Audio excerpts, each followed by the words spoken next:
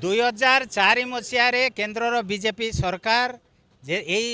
अटल बिहारी वाजपेयी सरकार पुराना pension scheme को बंद करदेले एवं एनपीएस नाम रे न्यू पेंशन स्कीम नाम रे एक पेंशन स्कीम आनिले एवं परवर्ती समय सेटा नेशनल पेंशन स्कीम आकार रे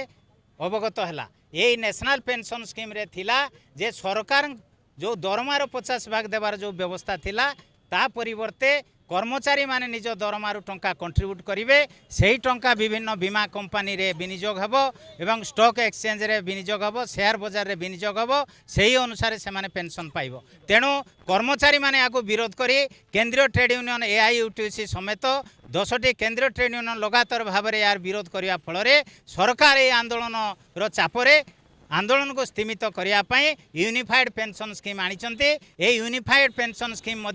एनपीएस भली एथरे मध्य किसी अलगा